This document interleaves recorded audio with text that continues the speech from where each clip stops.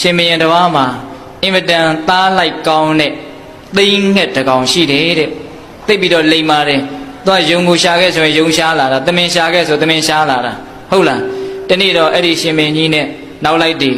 တိုးတဲ့သွားပြီးတော့သားကောင်ရှာကြတော့နောက်လိုက်တည်နဲ့ကွဲသွားတာရှင်မင်းကြီးက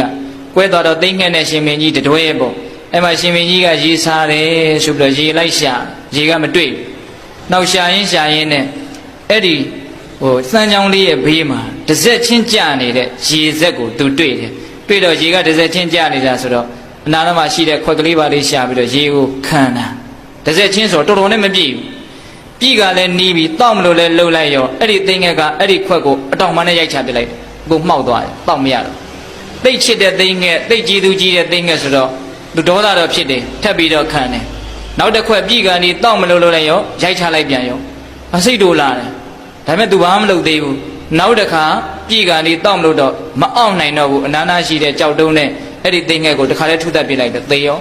အဲ့ဒီတော့မှမင်းကြီးတွေကအပြေးလွှားရောက်လာတာဘာဖြစ်လို့ရောက်လာတယ်လဲဆိုတော့အဲ့ဒီရေတွေကိုမတောက်လိုက်ပါနဲ့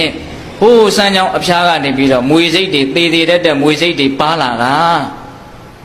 အဲ့ဒီကြတော့မှမင်းကြီးကဘာဖြစ်တယ်နောင်တအကြီးအကျယ်ရတယ်လုံးမိမှားတာနော်တကယ်ဆိုကျိုးနဲ့ခြိထားလိုက်ရဘူးလားရတာပေါ့နော်အေးအဲ့ဒါလိုမျိုးပေါ့အဲ့တော့ဘဝမှာတချို့နောင်တတွေကပြင်လို့မရတဲ့နောင်တတွေဒါလူငယ်တွေအတွက်ရည်ရွယ်ပြောတာနော်အေးပြုမိမှန်ပြောမိမှားတွေကြောင့်နောင်တတွေအများကြီးရတတ်တယ်